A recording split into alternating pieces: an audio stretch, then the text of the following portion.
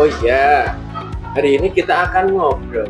Mungkin agak sedikit lama, tapi nggak apa-apa kan? Nggak apa-apa, Pak. Iya. Oke, akhir-akhir ini Bapak perhatikan kamu itu dan tidak semangat. Itu kira-kira kenapa? Saya memang perlu seseorang untuk membicarakan masalah ini. Makasih ya, Pak, sudah bersedia untuk membantu. Jadi, kira-kira apa nih yang bisa Bapak bantu? Dan apa yang ingin kamu capai dari hasil diskusi kita hari ini? Saya ingin mendapatkan solusi dari masalah saya, Pak.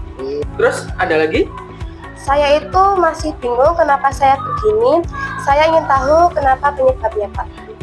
Oke, coba sekarang kamu ceritakan ke kamu. Kira-kira apa yang kamu rasakan saat ini? Zahra? Saya merasa kalau saya kurang agak nyaman di satu pelajaran. Kira-kira pelajaran apa? Apa yang membuat kamu merasa tidak nyaman, Zahra? Saya merasa kalau saya itu nggak bisa mengikuti pelajaran itu dengan baik, Pak. Maksud kamu tidak bisa memahami pelajaran itu ya? Iya, Pak, saya sih sudah berusaha keras, tapi tetap saja saya susah memahami isi pelajaran itu. Oke, coba kamu jelaskan ke Bapak. Bagaimana proses pelajaran itu? Gurunya sih baik, cuma sayanya aja yang kurang ngerti gimana caranya agar lebih paham. Kurang ngertinya gimana? Apa yang membuat kamu merasa susah untuk memahami pelajaran itu?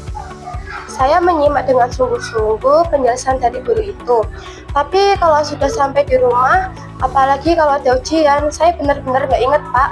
Makanya nilai saya jelek di pelajaran itu. Oh, jadi kamu susah menangkap penjelasan dari guru itu. Iya, Pak, betul. Oke, Bapak mau tahu, selama ini kira-kira apa yang sudah kamu lakukan untuk bisa memahami pelajaran itu? Saya ya cuma dengerin aja sih, palingan nanti di rumah belajar lagi. Terus kemudian bagaimana untuk pelajarannya lainnya? Kalau pelajarannya lainnya saya lebih mudah nangkep, Pak. Apalagi gurunya ngasih foto atau video, jadi gampang ingetnya. Oke, kalau boleh Bapak coba untuk simpulkan, berarti kamu merasa nyaman ketika guru tersebut menayangkan video ataupun gambar, begitu, Zahra? Ya, betul. Soalnya di pelajaran matematika yang sulit pun saya lebih mudah pahamnya. Berarti saya perlu gambar-gambar dulu ya, Pak, untuk belajar. Oke, berarti kamu sudah tahu nih penyebabnya kamu merasakan kesulitan dalam pelajaran itu. Sekarang, terus ada lagi nggak yang kamu temukan itu kira-kira hal yang lainnya yang menjadi hambatan kamu dalam memahami pelajaran itu? Sepertinya nggak ada, Pak. Gurunya sih baik, mau menjelaskan panjang lebar untuk murid-muridnya bisa paham. Cuma sayanya aja yang kurang ngerti gimana caranya agar lebih paham. Nah, kira-kira untuk beberapa hari ke depan, apa yang kira-kira akan kamu lakukan? Nah ini, Pak, banyak di kepala saya. Saya bingung juga, Pak. Dari beberapa hal yang sudah kamu jelaskan tadi, hal mana yang menurut kamu menjadi prioritas utama, Zahra? Pertama, saya akan menemui Bu Desta untuk berdiskusi dengan beliau bagaimana agar saya bisa lebih memahami pelajarannya. Kedua, saya akan membuat jadwal dengan Bu Desta bila ada materi yang belum saya pahami dengan baik. Itu langkah-langkah yang baik untuk kamu, Zahra. Kira-kira ada hal lain yang akan kamu lakukan di rumah selain membuat jadwal untuk bertemu dengan Bu Desta?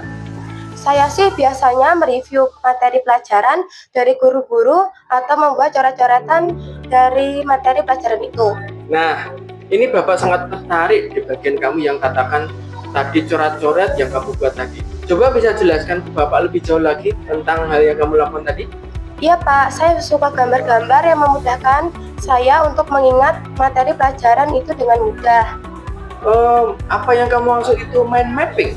Mind mapping, apa tuh, Pak?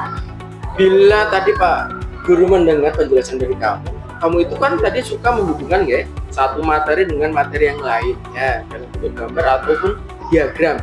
Nah, contohnya seperti ini, Zahra. Seperti ini? Iya, Pak, betul.